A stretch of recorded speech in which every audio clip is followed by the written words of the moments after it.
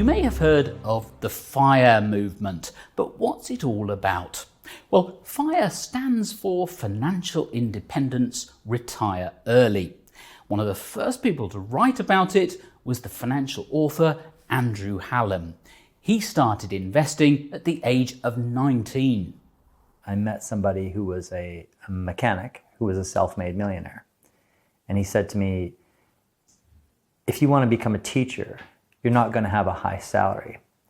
But if you learn to manage your money effectively, you can build wealth even on a middle-class income.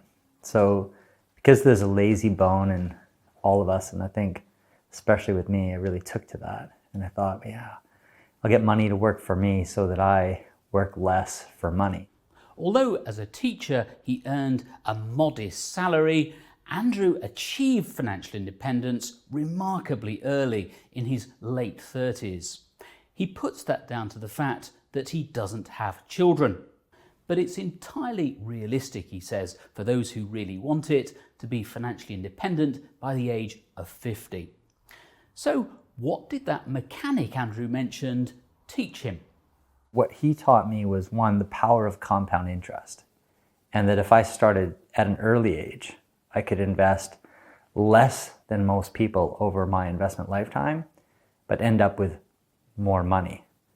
So that was the most appealing thing. That, and the fact that if I wanted to build wealth, especially on the income that I was going to have, which would have been a middle-class salary, I had to ignore the temptations that so many other people fall victim to, which are the materialistic urges to want to chase the latest phone, to want to chase to buying new cars, when really, as he said to me, look, a new car is the biggest wealth destroyer you can buy.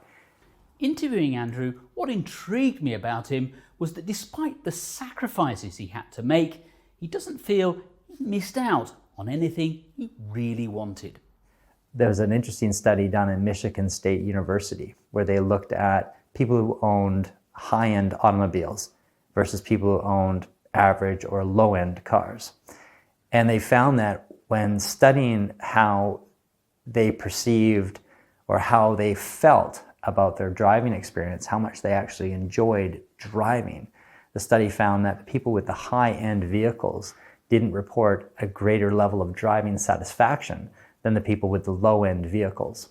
What Andrew described there is an example of what's called the hedonic treadmill. Basically, we spend money on things that don't give us as much pleasure as we'd hoped. So you spend, £600 on a brand new phone, brand new iPhone 36 or whatever the new iPhone is of the day. And after 2 or 3 weeks, at first you have a sugar high. It feels really good. You've perhaps even lined up to buy this thing. And then after 2 or 3 weeks, it's just another phone. And it's the same studies show with automobiles. It's the same with home renovations too. So when I look back on it, to get back to your question, when I look back on it, I see that I haven't really given up anything of any long-term value for financial freedom. Early financial independence isn't for everyone. Most of us are happy to reach it rather later than Andrew did. But there are valuable lessons that we can all learn from his achievement.